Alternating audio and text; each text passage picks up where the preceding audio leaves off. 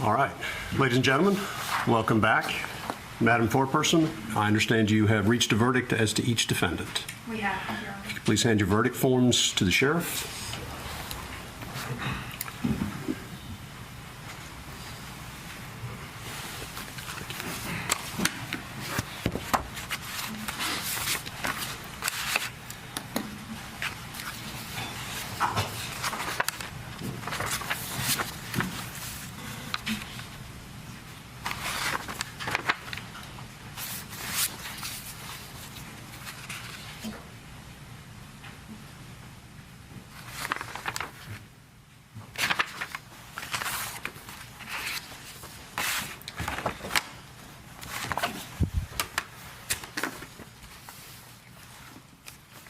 All right, I'm going to go ahead and address each one of these verdict forms separately. The first verdict form I have is the State of Georgia versus Travis McMichael.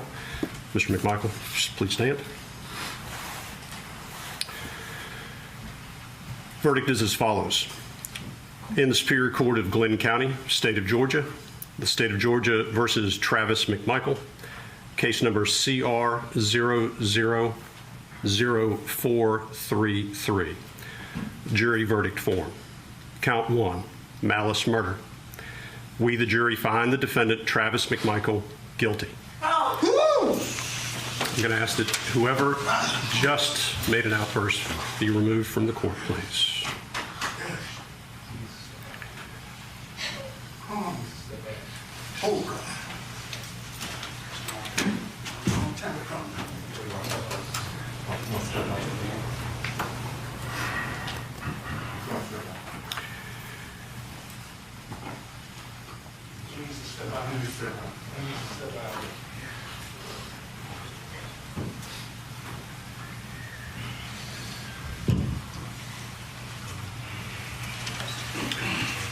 As this court has indicated, I ask that there be no outbursts in the court, and I expect as much from the gallery. Please respect the court's desire for this as we move forward. If you feel like you need to make a comment or otherwise demonstrate with respect to the verdict, I do ask that you step out of the courtroom now.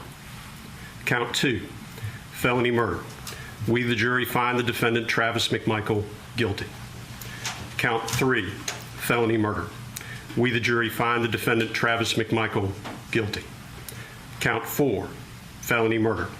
We, the jury, find the defendant, Travis McMichael, guilty. Count 5, felony murder. We, the jury, find the defendant, Travis McMichael, guilty. Count 6, aggravated assault. We, the jury, find the defendant, Travis McMichael, guilty. Count 7, aggravated assault. We, the jury, find the defendant, Travis McMichael, guilty. Count 8, false imprisonment. We, the jury, find the defendant, Travis McMichael, guilty. Count 9, criminal attempt to commit a felony. We, the jury, find the defendant, Travis McMichael, guilty. Dated this 24th day of November, 2021, signed by the foreperson. All right. Well, Mr. Paul, first of all, welcome to the show. Additional noise on your side. Can you turn down? I don't know if you have. Okay, there you go.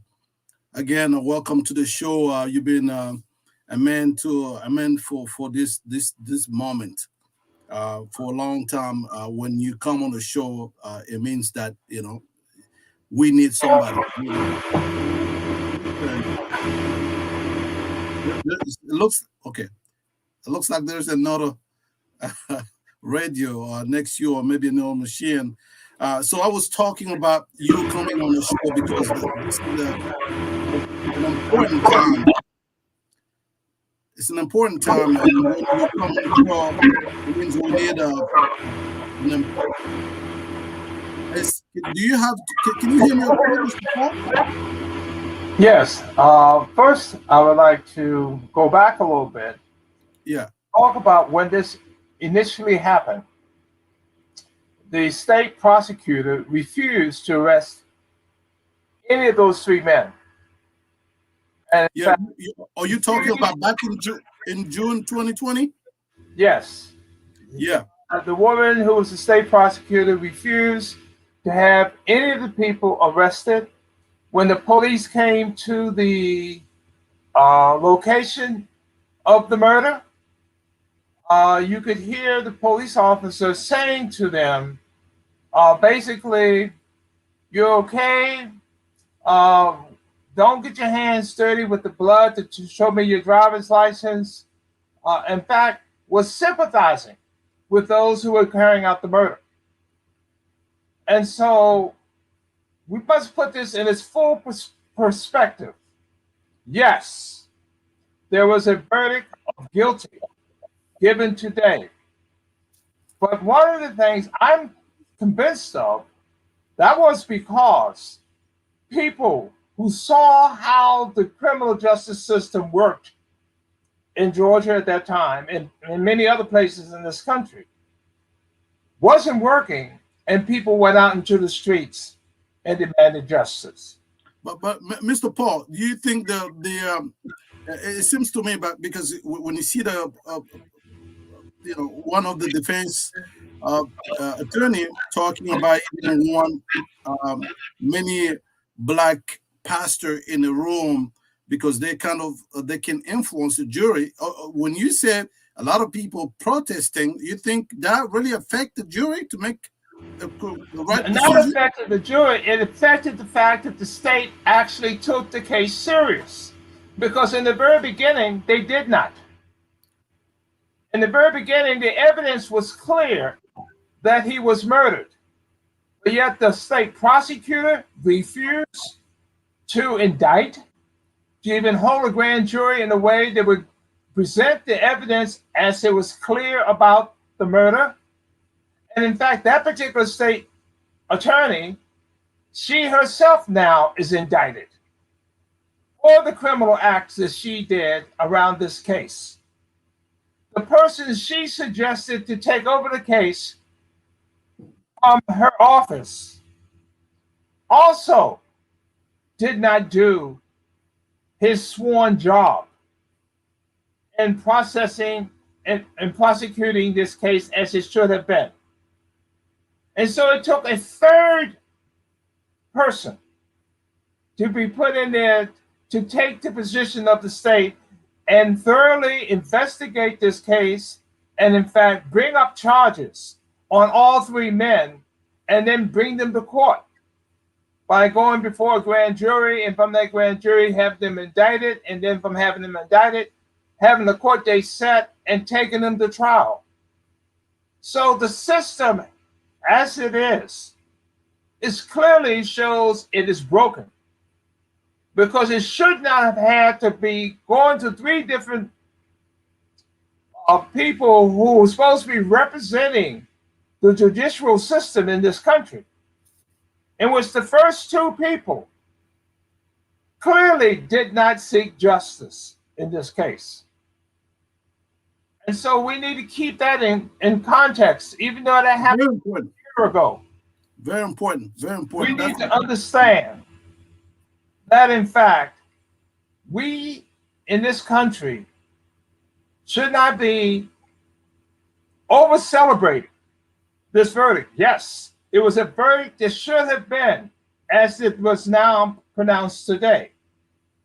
But in fact, leading up to that verdict that was read off today, it was clear examples of how this judiciary system has failed the people of Georgia and the people of this country.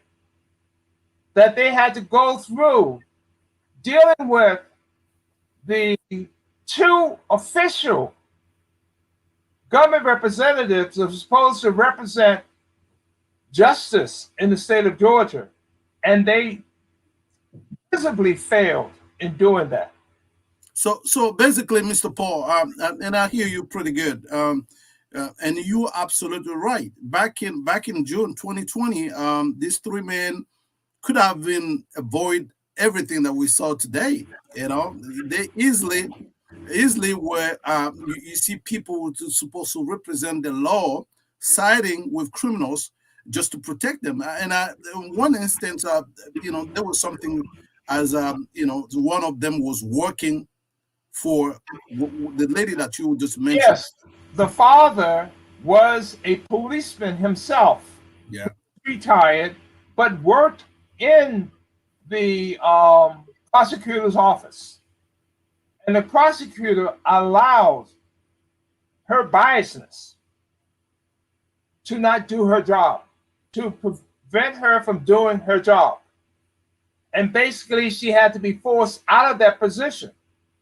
But when she was clear that she was going to be forced out of that position, she put someone else in that position Yeah. that was just as biased. And it took the pressure by the people of the state and people from other states who came there demonstrating and demanding justice. So basically, Have a prosecutor to do his job. Miss Paul, my friend, do you think this is a and I'm talking about the system, the overall system. It looks like it's not really the system per se. It is the people. This is the people with bad faith. Because if the system didn't work, then we couldn't have justice today. But if we have justice today, let me finish my point. I finished my point. Because here's what I think, and I agree with you on one point, on one side of this this equation. It's like, okay, you know what? There is people with bad faith, and these people, you can call them racist, you can call them whatever, but you can also call them corrupt. There can also be, a lot of corruption going on, and in a situation, you're an expert when it comes to some African countries. You know how business are conducted. Sometimes it's not necessary that the system is bad. It's just that the people in place are corrupt.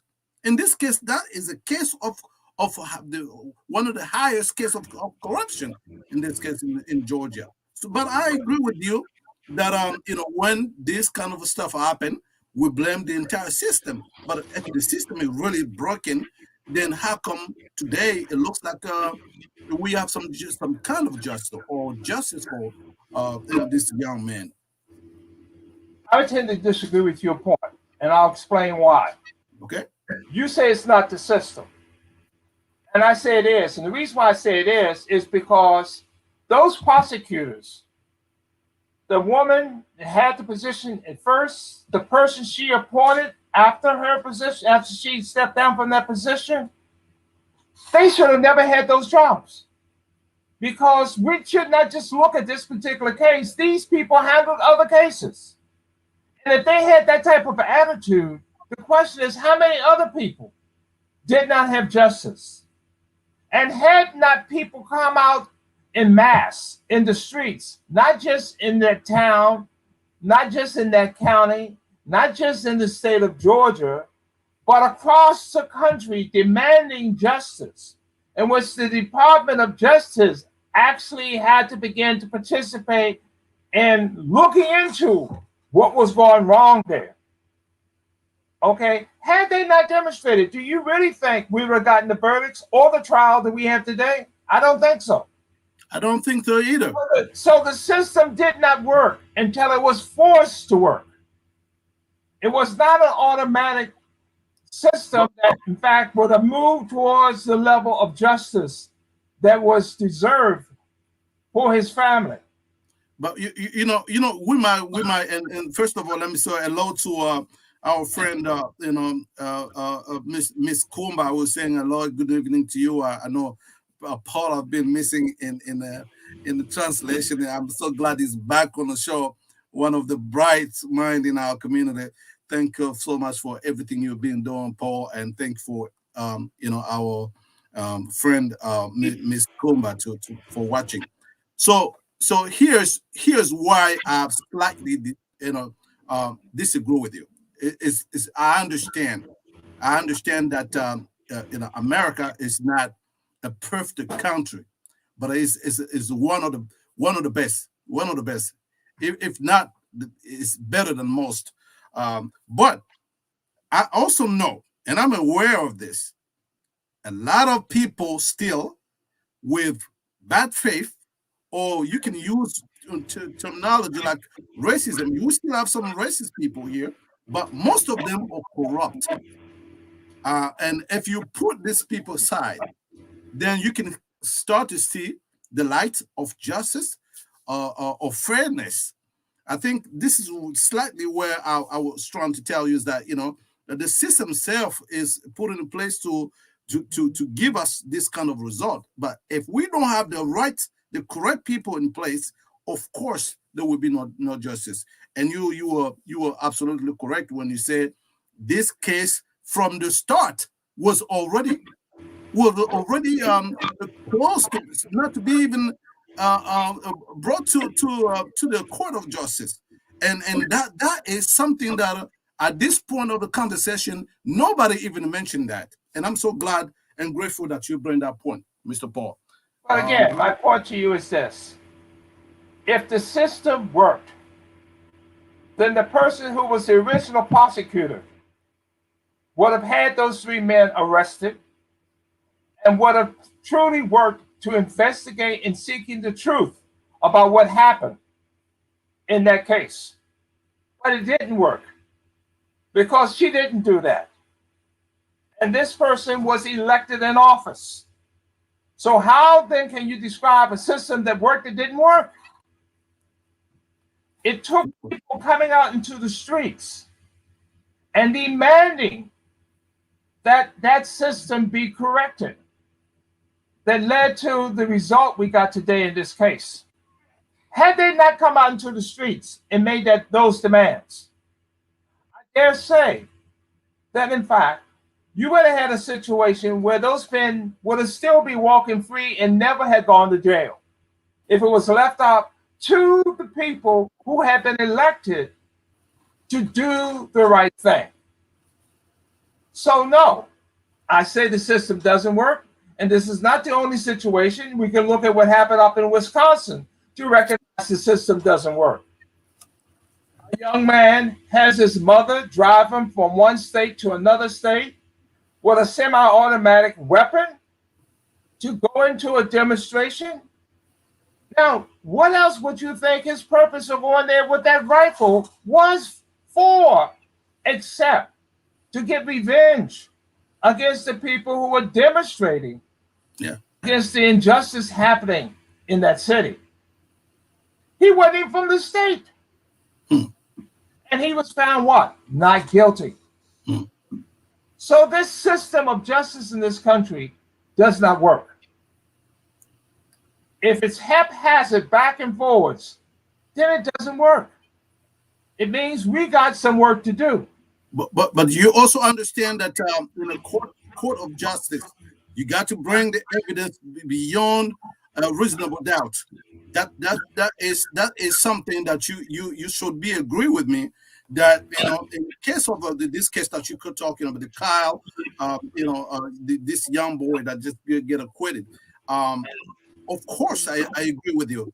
But if you have a defense system that is not capable of bringing enough evidence beyond reasonable doubt, then you cannot accuse the justice system. You accuse those who are not capable of doing the job what they're supposed to do. My point was, as you said, justice. Do you believe what happened in the trial in Wisconsin was justice? Are you telling me that you felt that the verdict that came from that trial was a just verdict? You talking about the I'm talking about Wisconsin. Do you consider it a just verdict which happened in Wisconsin? No, listen. If you ask my opinion, I don't believe that was justice. That's just my opinion. My point. That's my point. My point is that justice is not. It should be consistent in this country, and it's not. As long as it's not consistent in this country, and especially heavily weighted against people of color in general and Black people in particular, then we have a justice system that's broken. It needs to be fixed. We cannot sit back and say we got a justice system that works when it doesn't most of the time, when it deals with poor people and people of color. And every once in a while, even white people end up having unjust. So are you saying, Mr. Paul, that these 3 men, when they were following this young man that was peacefully jogging in the neighborhood, they knew that there was a chance that they can get away with with murder. Of course, he knew the prosecutor. This young man's father, who was driving the truck, the guy that was driving the truck, and his father was riding on the back of the truck, knew the prosecutor. He knew how that prosecutor thought. He knew the police. When the police came there were body cams on the police, and you could listen to the conversation of the police. They were not in any way seeking to do justice in that case. They were accepting that it was okay for them to have killed this black man. So you can't say we have a just system.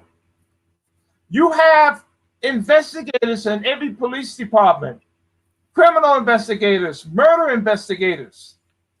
How was it that they didn't do their job in the beginning parts of this case?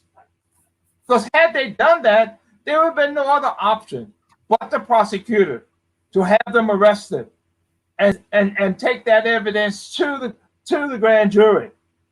But it didn't happen. So no, we have a system in this country that too often is unjust. And so we can't turn around and just sit back and say, oh, well, justice worked because of this one verdict. Because in fact, had it not been multiple changes in putting people who were more responsible in handling this case, the verdict would have been different. Or they may not have had a trial at all. Because if it was left up to the first two prosecutors and the police department themselves, there probably would not have been a trial. It took the state investigators to come there and investigate that case. Absolutely. Absolutely. No, we cannot allow ourselves to accept that we have justice in the United States on an ongoing basis. So your point here is that we should not be comfortable to the point that we are thinking that just because this case went well, then in the future everything is going to be just fine for everybody. Is that your point? My point is that this case did not go well.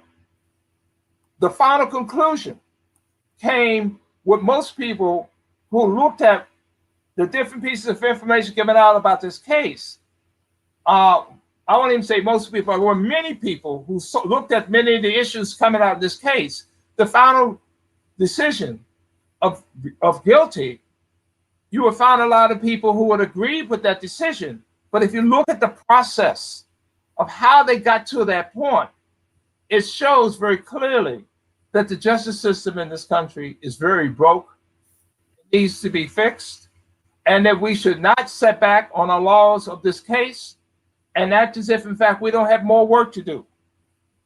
If anything, this case shows us we have a lot more work to do in demanding justice inside this country.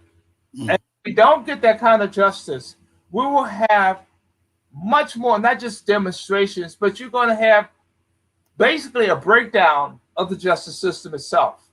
Because I don't know of anybody who will be willing to keep accepting this justice system, to have verdicts like they had yesterday in Wisconsin, or have prosecutors like we had in this particular case in the beginning, acting as if there was no big problem that this man was dead and that he was killed. We must set a higher standard if we expect to have a higher standard. And right now, to sit back and say that justice prevailed is setting a very low standard, because it's saying basically at the third try of going about getting justice for this case. Absolutely. It should have happened on the first try. And not the first try, at least the second try. But the third try to make it happen. Yeah. And it took people who weren't the police in that area investigating this case to pull together the evidence for the prosecutor to use in the third try. Yeah, but talking about evidence, Ms. Bevels, who's watching right now, is saying there's no justice. Why do we have to prove what we all saw. If you see something, what do you have to prove that this thing is actually real? That's another good point. And just to piggyback from what you've been saying, that's also another point. If you see something that I'm seeing, what should I have to prove that again? If you are capable of seeing what I'm seeing, yeah. Yes. And so again, I strongly will say that it shows this country has a real problem with its justice system. When you look at the prisons in this country today, you can see this country has real problems with the justice system. When we look at the fact that this country arrested large numbers of Black people for drugs, for heroin use, for possession of heroin. And then when it became an epidemic in the white community, it no longer was a criminal problem, but it became a health problem. That's telling you this justice system is unjust and needs to be fixed. And that, in fact, if anything, it tells the people in this country that if we want this justice system to be fair and just, then we got work to do. We Absolutely. Back and pat ourselves on the back and say, oh, because of the verdict of this case, we got a good justice system. Let's go back and do whatever we were doing before and not be vigilant on demanding that this country can do much better with justice. But one of the things that this is America, man. Nothing is for free in this country. If you want freedom, you definitely have to work at it, and you have to keep on pushing. And historically, we know that our people in our community have been very, very adamant when it comes to fighting to make this system equally make this system capable of serving all the citizens of this country. So I know it is, from one case, it is just not enough evidence, enough data to just bring all the conclusion. Going forward, I think we just have to continue to be a little bit more vigilant. And when we have this civil discourse, because we see the major, what they call the mainstream media, that kind of insight that you bring into on this platform here, whenever this kind of issues occurred, you don't hear this kind of stuff in the media, in the mainstream media, because people now are about the celebration, the celebration part of it. People celebrating the victory, and everybody seems to be happy now, understanding where we came from to get to this point. And I think if you lose the historical part of this trial, then you don't understand exactly what Mr. Paul is saying right now. I think what we're going to do, there's the viewer here, Miss Bevel, also said we have to be a part of the system to create a better system for all. I think you're absolutely right. I don't know if you want to jump in on that before we can take a quick break. Being a part of the system, what do you think we should do in order to be a part of the system? Let's look at our history. The reason why we have an 8-hour day was because people got organized and demanded. Yeah. We're not going to get it when those large corporations who make profit off of our labor, by underpaying us, by using child labor and other types of tactics so that they can fill more money into their personal pockets. We cannot have a system where they're the ones in control, where the crooks are the ones running the system. And unfortunately, pretty much in the United States, that's the fact. When we look at how does the United States make decisions, we're talking about this particular trial, but let's look at the fact that you have Congress celebrating. They passed a piece of legislation last week in the House of Representatives that we should be happy with that passage of the piece of legislation. What's wrong with it? What's your opinion on that legislation? Clearly, it wasn't enough. It didn't really address the real problems that we face in our community. Let me give you an example. When the pandemic first happened, Congress passed a rescue bill. In that rescue bill, it set aside $2 trillion for the unemployed, for the small businesses in this country. $2 trillion. But then in that same piece of legislation, they set aside $5 trillion for the large businesses. That helps explain how the stock market went through the roof at the time when most people were unemployed and were struggling. Because those rich businesses took that $5 trillion and started buying their own stock, increasing the value of their stock. So how can we say that's just? How can we say that's a system that works for the majority of the people of this country? When that $5 trillion went to maybe 50,000, maybe 100,000 people, and 150 million people who may have received benefits either from the unemployment or benefits from their small businesses, and many of those small businesses still failed. Okay, that was close to 100, maybe 150 million people versus 50,000. And the 150 million had to split the money between $2 trillion, while the 50,000 only had to split the money of $5 trillion. So no, we have a system here where the super rich keep getting the huge benefits while the rest of us are suffering. Let's look at the fact that a couple months ago, the United States set a date to get out of Afghanistan after being there almost 20 years. Well, let's think about it. We spent over $2 trillion on a war against the Taliban and against Al-Qaeda, in which, before we could even leave the country, the Taliban was back in control of the country. So what was the $2 trillion for? You got starvation in that country today. So they certainly didn't develop a good food system in those 20 years to feed the people. So what was the over $2 trillion spent on? Did it go to defense contractors, military contractors?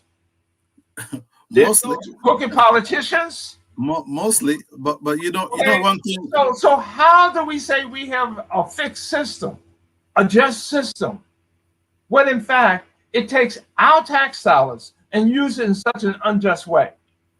But yet when we ask for the $2 trillion to be used to address the needs of everyday people in this country, this is an entire last week, they say, "Oh no, that's too much money. We can't spend that kind of money on that." Good point. On the defense contractors? Yeah. No. It's clear. We have a very unjust system. And if anything, what we should be doing is encouraging people to do as what happened during the civil rights movement, to do what happened with this particular case that we're talking about now.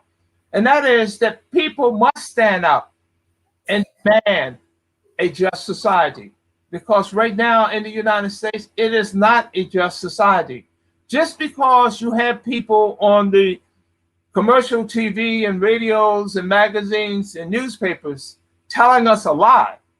And why did I say that? Because I ask people, who's paying CNN to give us information, or MSNBC or Fox News or ABC or CBS? Who's paying them where they're making their billions and trillions of dollars a year?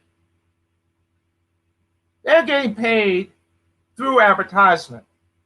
And who is the advertisement? Who's paying for the advertisement?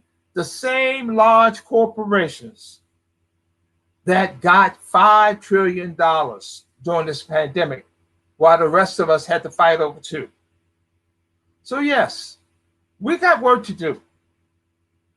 And we have to recognize that unless we stand up and demand justice, are challenging the way both the Democrats and the Republican parties, who make huge sums of money from these same corporations, they're not serving us. They're serving the needs of these corporations. And this is why. I mean, you have a president who goes only a week and a half, 2 weeks ago to Europe and talk about how we're going to deal with fossil fuel and how we're going to cut back on fossil fuel. And then comes out of his mouth today and yesterday? Oh, we need to bring more fossil fuel and use more fossil fuel and use that as a justification for addressing the issue of inflation. No, we have a very unjust situation here. And they talk out of both sides of their mouths. And they're not seem to be very interested, neither the Democrats nor the Republicans, in doing what is right, what is fair, and what is just. And so I think people living in this country, if we believe in a world that is fair and just, then we must recognize we have a job to do. But here's what fairness and the just. Here's what Miss Bevels is suggesting. And she's saying that in order for us to bring about change, it's not enough to just complain about it. Say, you know what? Well, we have to be organized.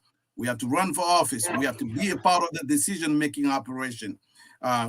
Just mobilizing, organizing, and making sure that we are part of this decision-making. And we've seen how being a part of decision-making operation can change things. The case of this trial case that we just have, if we didn't have people to challenge the system in place, that corrupt system in place, probably there would be a chance that nobody never even heard that this kid was killed, because if the powerful are capable taking a case like this and trying just to add it up and then wrap it up and nobody knows about it. One of the worries that I have is if we have this kind of people around the country, how many cases we have like that nobody probably knows, and I believe a lot. But again, it means that we need to recommit ourselves, just like we did during the Civil Rights Movement, just like we did during the anti-apartheid movement. We have to recommit ourselves to saying, yes, we must stand up and demand justice and demand this country does what is right. Because if we aren't demanding it, and that doesn't mean just waiting every 2 years or every 4 years to go to the ballot box and vote. It means that what we have to really do is to be organized and demand whoever's in office. Because you got to remember, when the Civil Rights Bill was passed, the majority of the U.S. Senate was filled with Dixiecrats and with reactionary senators. But the point was, they knew that they would catch all kinds of pressure from people in their state had they not voted the Civil Rights Act. The reason why the United States got out of the war in Vietnam was clear, because people demanded it. People came out in the streets. The reason why the United States changed its policy on apartheid was because people demanded it. And people came out into the streets. And so a lot of times people talk about a hot summer. Maybe what we look at is a hot winter.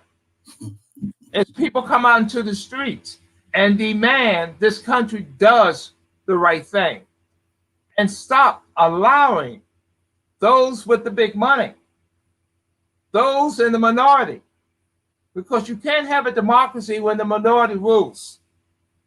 And right now, this is what this but the democracy inside of capitalism, because that's something that you also have to understand. I'm sorry, repeat that again. In a situation of capitalism, we have the capital that is the king. That's why we have 1% on the top. So what you're basically saying is you cannot have a just system under capitalism. No, it's impossible. You So can if that's the case, then maybe we need to look for alternatives. Yeah, listen, what you can have because in fact, what's happening right now is unjust. If the viewers believe that, then in fact, we should then step back and evaluate that fact. And if it's true, we need to demand a better system. Because honestly, the capitalism seems to only work for the capitalists.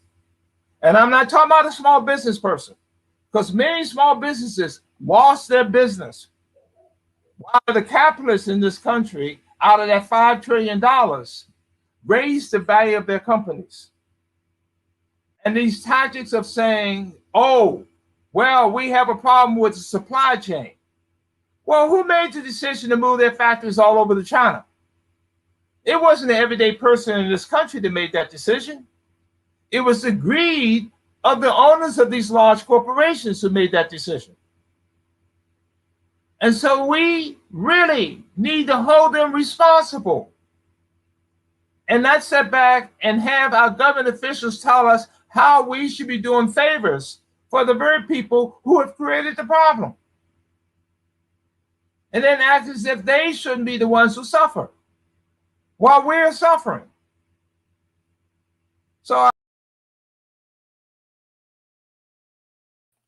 So my point was maybe we need to look for another system.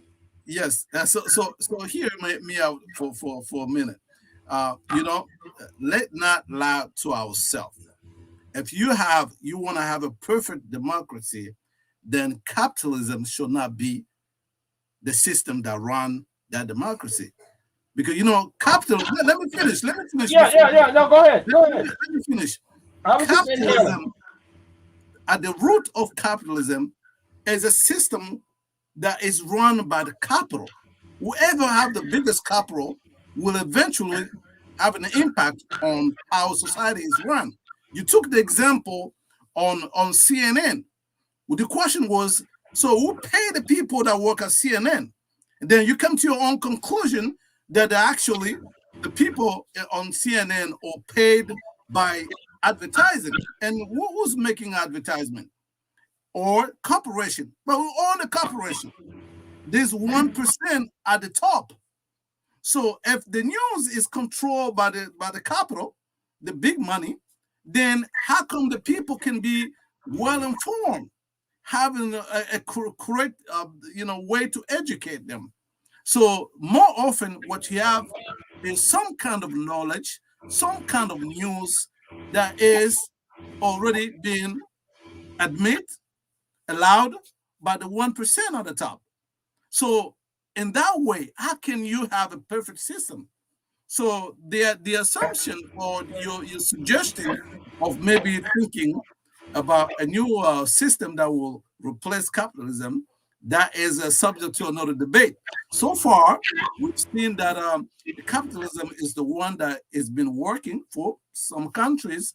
So far, this is my last point. But the point is, we also have seen capitalism creating more misery than other systems. So I'll let you continue. Okay, let's look at Africa today. Okay.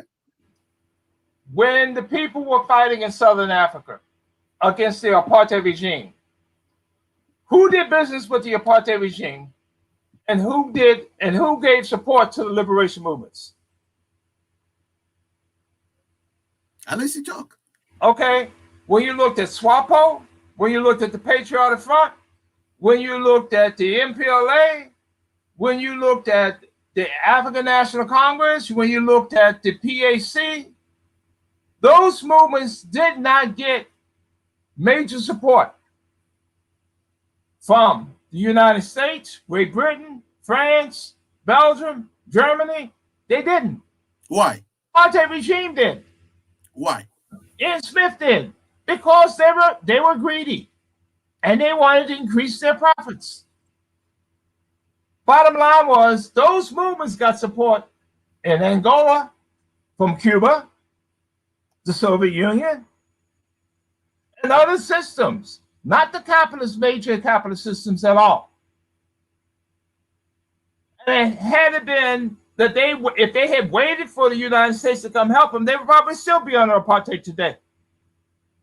But combined with the support that they got on the ground from that system, it was the movements in the United States, in Great Britain, in France, that forced these corporations and these governments to withdraw their support overtly for the apartheid regime. Absolutely. So it takes a combination of the general population fighting for justice, fighting for what's right, along with the fact of the grassroots movements in those countries getting support from other camps other than that of, as we know, Western Europe, United States, Canada, and Australia. Absolutely. Absolutely. When we look at Vietnam, another good example. It's very interesting, and I encourage people to go Google this information if they like.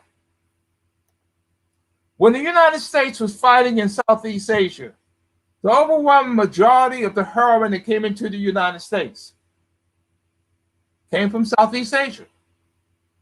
So if the US military was there and the CIA was there, how was there so much heroin coming in there if they didn't have something to do with it? And how is it getting past the border? You couldn't buy a Cuban cigar during that time. So how are tons of heroin showing up in the United States? Again, corrupt people in place. Well, that's my point. Again, my point I'm making is this. United States was involved in Afghanistan over 20 years. Google where the majority of the heroin came into the United States while the United States was in Afghanistan, and you'll find the answer as being Afghanistan. So how was it that tons of heroin could get out of Afghanistan and find its way into the United States when the government that was in power in Afghanistan was supported by the US government and US military? So how was all this heroin getting out of Afghanistan and coming into the United States? We need to begin to accept the fact that capitalism was started on the system of slavery. That it was a system that had straight up slavery. Now they've changed the slavery bit a little bit, where they give people a little bit of income, but they keep them in debt. While at the same time, the capitalists are still having income 1,000, 2,000, 3,000%. But what is struggling income will do to you? I mean, people not having, a lot of people don't have a living wage. They have a struggling. That's my point. You're making my point. You're making my point. My point I'm making is we live in a system that's very unfair. Absolutely. A system where a small group of people are the major contributors to the political system itself. We're gonna take a quick break, Mr. Paul, because you know you and me we can stay here all night. That's why we've been missing you, sir. We're gonna take a quick break. When we come back, we'll jump back into into what we started with. This trial, I know is tied to a lot of historical perspective that you're giving. So we're gonna take a quick break just right now. Yep.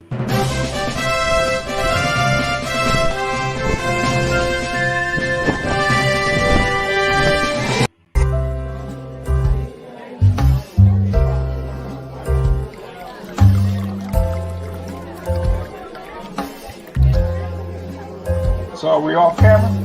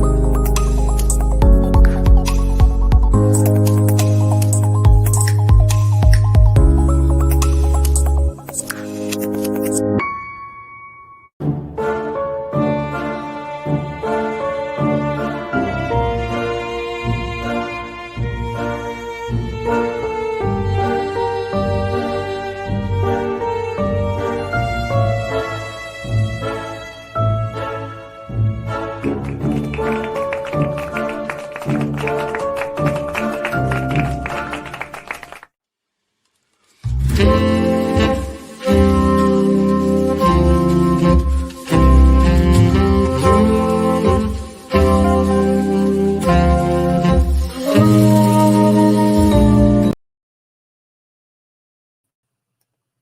right, we are back with my friend Paul Pomfrey, is a social and a political analyst, a friend of mine, a friend of this show. Always give us a deep insight on what's going on in the world, in our world, here in abroad. Okay, Mr. Paul, we're back here. We're back here. It's a lot to dissect, to trying to break down, so for people, because common people really don't have insight behind the scene kind of reality. We just saw everything that is packaged in the way that we use, like the McDonald of news. Somebody just give you a burger, but you don't know it's actually a cow that need to be killed in order for you to eat that burger. You just focus on the burger, but you don't understand the full perspective of full spectrum of what's going on behind the scene. So the reason why you are very important to this conversation, because you understand the ins and the out of the situation. So we have a case here. People seems to be applauding. Some people see some kind of justice on this particular case.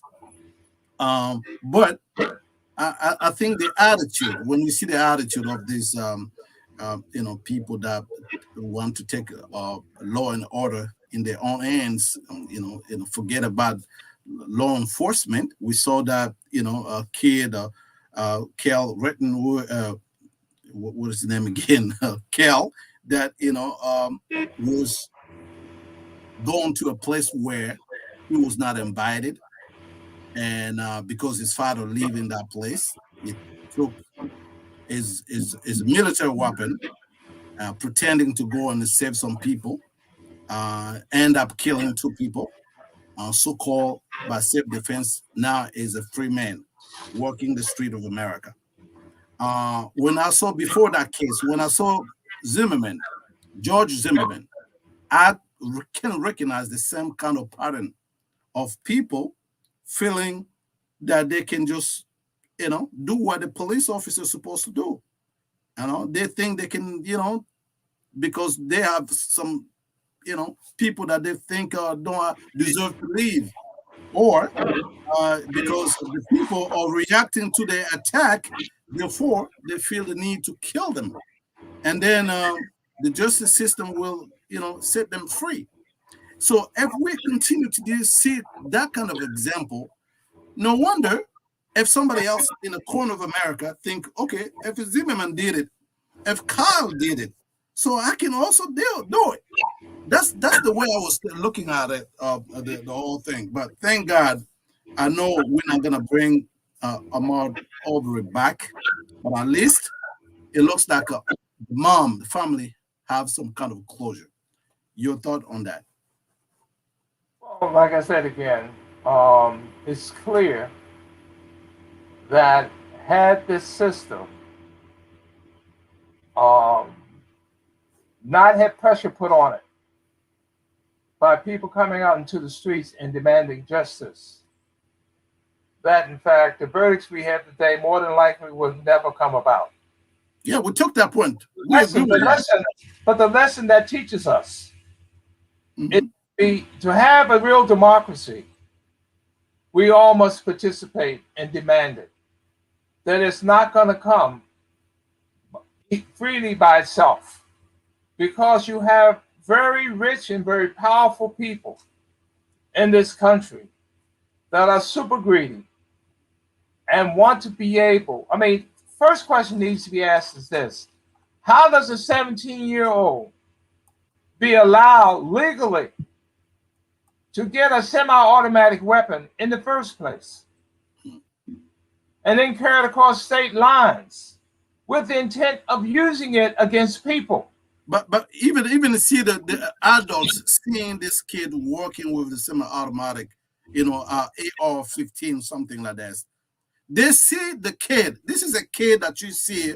You don't even say, hey, listen, go home. He only was asked to go home when he told the police, I just shot people. They said, you know what, just go home. But the entire time, there's no adults in this society, in the community, to tell a 17 years old that go home before you do something stupid. And we see why was it no law to make it illegal from the first place to have the gun? Why was it legal for him to have the gun in the first place? That gun was not used for hunting deer. That gun is not used for hunting squirrel or rabbits. So why do we have in this country laws that allow for youth to run around in the streets as he did with a semi-automatic weapon? It shows to me that our system does not work for the average person. What would have happened if he had his finger on the gun, on the trigger, and tripped up in the street and the gun discharged? Now, you would say, yes, he did not deliberately try to kill somebody at that point. But the question is, why do you allow for some? You don't have on the streets today, in the middle of a city, a speed limit of 90 miles an hour. Why is that? Because it's done for the safety of society. So if you got a society that works, it will put a 25 mile an hour or 30 mile an hour speed limit inside of a city limits. So where was the speed limit on the handling of guns in this country to prevent accidents, to prevent unnecessary injuries and death in this country? This country does not value human life of the average person. But this kid was the average person. You know, it was. But I'm saying, but the people he shot was also an average people. These weren't super rich people. No. What I was trying to say is that the fact that you know, he has good lawyers, because churches, people of you know, you guys Christian, have to raise money for you know, to save his behind to go to jail. My point is, if you're guilty, I want to know if the same church will raise some money for the deceased, you know, families. I mean, the family of these people that he killed. Why can the church do the same to raise some money for those families? The two you guys. know, now you're indicting the churches. I want you to understand what you just did. You're indicting the churches and not doing the right thing. Now, I'm not saying I disagree with your point on that. I'm just making it clear what you just said. Everybody has a part to play in this. But again, why is our legal system in this country allowing young people to run around with guns, or even older people to run around with guns that have no purpose except for killing people? The weapon he had has no real purpose for hunting except for hunting people. So why do we have a system, you know, that allows legally for a company to make those type of weapons, and then to be evenly, I mean, and then be so accessible for even youth to buy and go around with? So what happened? What happened to the family part of it? Again, the family part of it, because I want to bring you back to the case that we're talking about tonight. You see a young man chasing somebody who was supposed to be jogging in the neighborhood, and then is joined by his own father. That's what I'm talking about right here. What happened to American family? But again, remember now that his father was a policeman, not just any kind of policeman, but I believe a lieutenant who worked in the prosecuting office.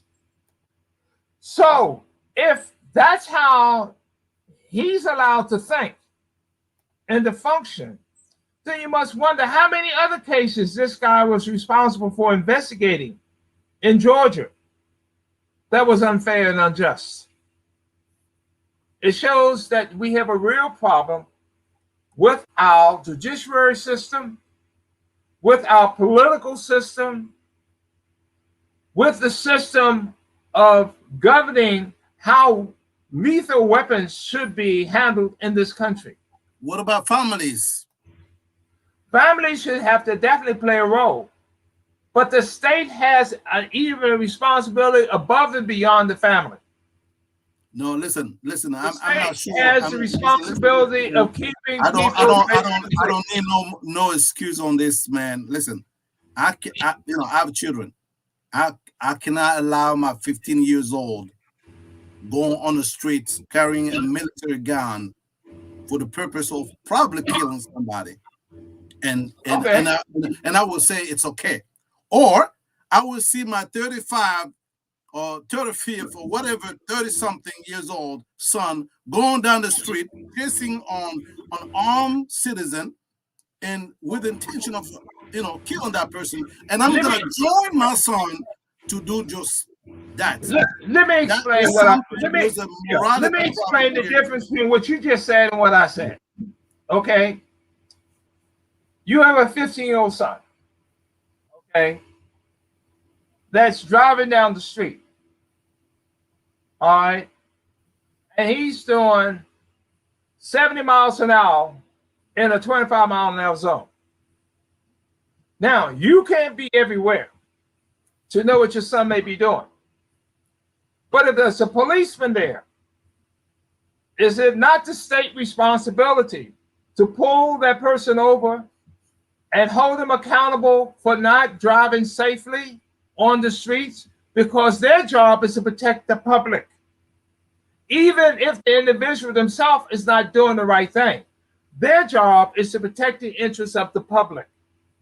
And this is why I'm saying the system, the political system in this country is in ill repair and needs to be addressed and dealt with. Because anytime you have a political system that says it's okay to drive 75 miles an hour in the middle of a city, because that's basically what they're doing with guns. They're allowing young people to have guns that have no other specific purpose but to kill people and move around freely. There were videos showing where the police, after he had shot these people, the police came his direction and he put his hands up thinking the police were going to arrest him, and they walked right on past him. Go home. Okay? So my point I'm making is that the system the kid even is told not the police, doing what it's supposed to do to keep things in check. The kid told the police, "I've just shot people," and the police Again, law enforcement told him, "Go home." go home. But that's the same type of thing that happened with the guy who was a retired policeman in Georgia with this case. He clearly did something what was wrong. And yet, he allows his son to do something that was wrong. He had supposed to have had certain types of training to know the difference between what was right and what was wrong. He's supposed to know the law. He's a lieutenant. He's not he's not a private. He worked his way up to being a lieutenant in the police department. So it shows that the system does not work in this country. The moral compass. This country is in a serious crisis right now because the people in this country are being lied to on a daily basis through the media. The people in this country are being lied to on a daily basis through its politicians. As I pointed out earlier, President Biden, on the one hand, when he was running for office, talked about how he was going to cut back on carbon emission. Over there in the conference they had on climate control, he talked about how we need to cut back on fossil fuel. Now he's talking about how we should allow for more fossil fuel to be used. Now he needs to make up his mind which one he's got. He can't be talking out of both sides of his mouth and not pay a price for talking out of both sides of his mouth, because it means he's not serious about what he's talking about. He's trying to put his finger up to the air and see where the wind's blowing. And once he sees wherever the wind is blowing, then that's what he's going to run out of his mouth and say. So he's unprincipled. And he's been unprincipled. They're talking about the Supreme Court. President Biden was the senator in charge of the Judiciary Committee when at least 3 of the right-wing justices on the Supreme Court became justices on the Supreme Court. I know he definitely was there during the time of Clarence Thomas. So my question the question really needs to be asked is, how is it that he could have played a major role in doing this investigation of these justices to see if they were fair and just? And he failed miserably, because we can see how the decisions that these people are making today. But it boils down to, at one point, and I agree with Mr. Bevell, it boils down to us, citizen, like I said before, organize, make sure that we also run for offices, and those who run for office, you have to support them. And as far as your perspective is concerned, what can we do to improve the system? Because in the end, we can spend 1 hour, 2 hours, days and days marching after that. If we're not coming with clear, plan to change things for the better, I mean, it doesn't mean anything. What would be some kind of a solution that you personally, will suggest tonight going forward? I think the first step the citizens of this country need to do is question what doesn't make sense. And after questioning what doesn't make sense, then put the time and effort in to try to figure out what needs to be done to make sense out of what's going on in the society around us.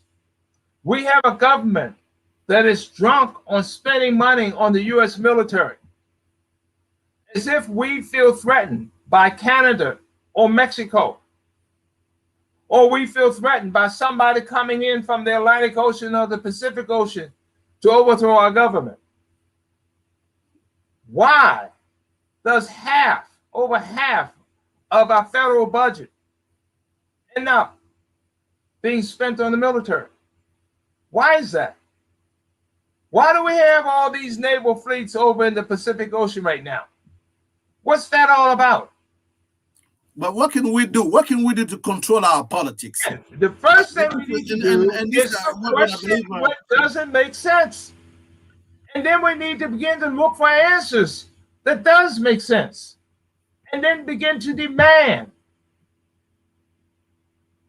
that our government does what makes sense. We should be questioning the politicians and where they're getting their money from.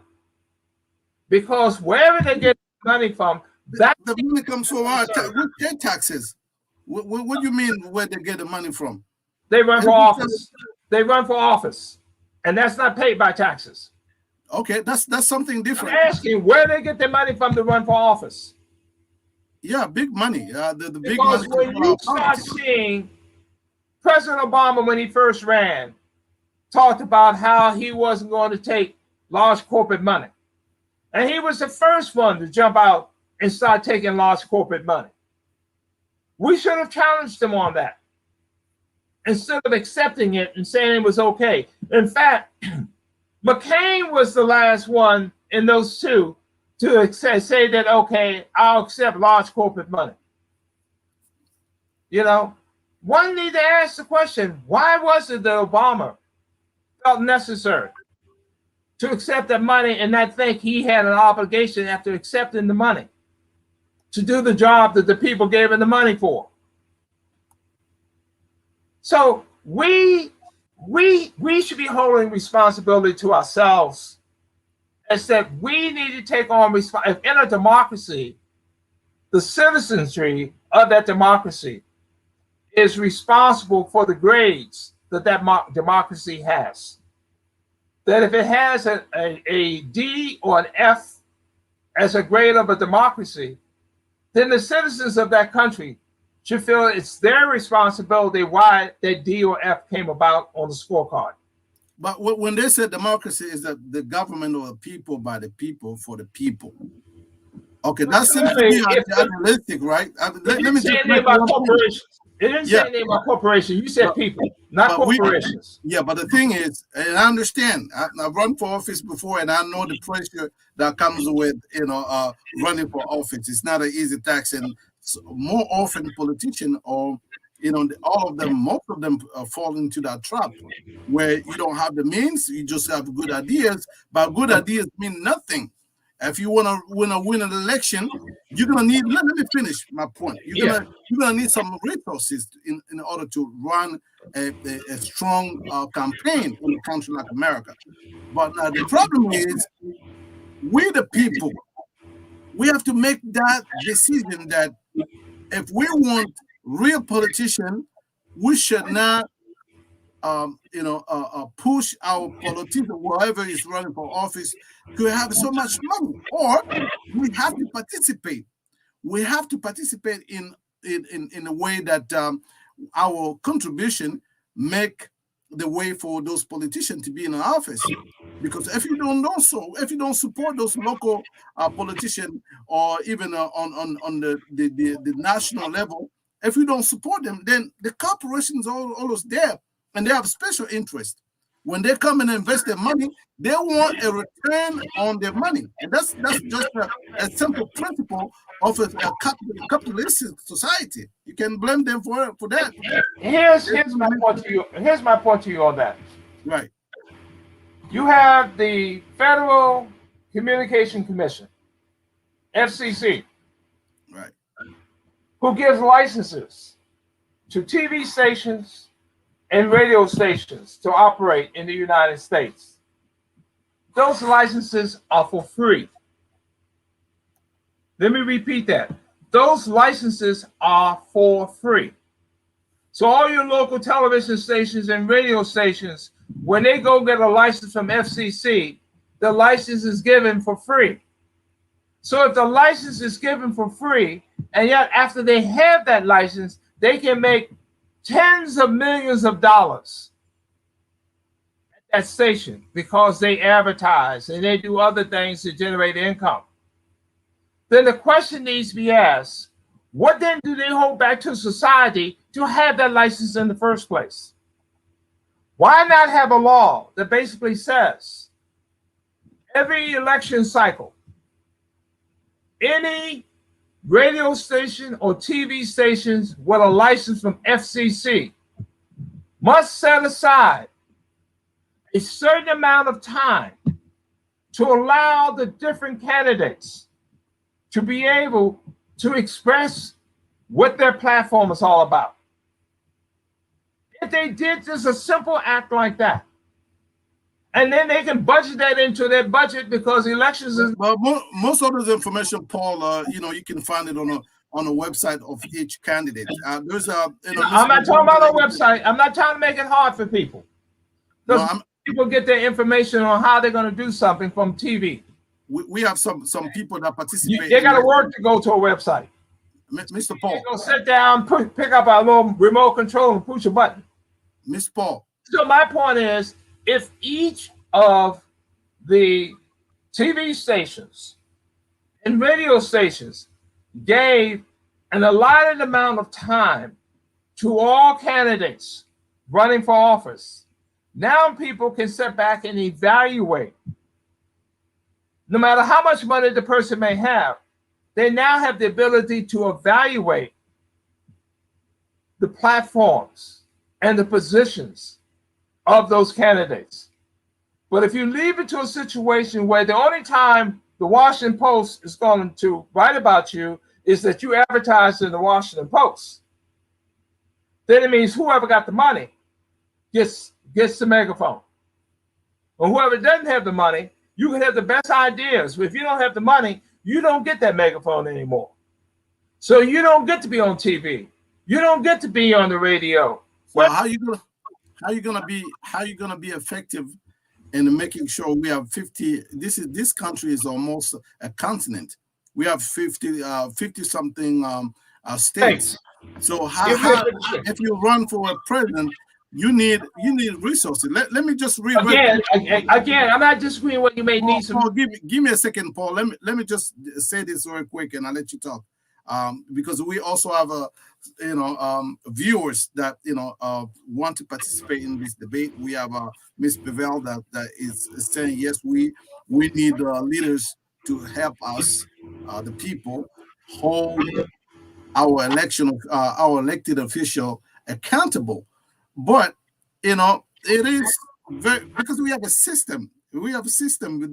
This is not just like within the community. We're just going to hold the politician accountable. We hold people accountable through the system of justice. For example, there's a process for that, Miss Bevels. If that was just so easy, we will definitely do that. But I think it's not that easy to just hold the politician accountable. There's a process for that. But what I'm trying to say in response to what you're saying about trying to find a system where the people have the chance to examine a candidate program and his ability to help his community without the influence of the special interest, the corporation, big money, and all kind of stuff. That is the job that Senator Bernie Sanders is trying to do in the Senate. I don't know if you've been following him or not, but he's definitely trying to cut the special interest money coming in our politics, because the reason why the politics in our country is so corrupt is because these people don't serve the people that voted for them. They serve the people that give them the money to convince the people to vote for them. That's the entire problem in this country. Now, how are we going to get to that point where we're going to cut the head of the snake and then have a real democracy in this country? That is the equation that you, me, and others need to solve. I give you the last point to make. Again, how do we end up with civil rights laws? How do we end up with labor laws? How do we end up with environmental laws and rules and regulations? We ended up with those when people got organized and demanded it. Yeah. The same thing has to happen when it comes to the elections and the way elections are run in this country.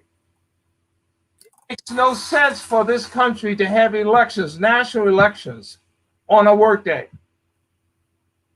Most countries around the world have national elections. Why is that? Why is that?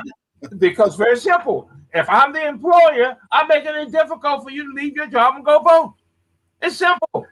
Why we have it that way? My point is, it's an obvious hindrance to people's ability to vote. Why do we have polling places where you literally have thousands of people coming to that poll and they vote only in one room?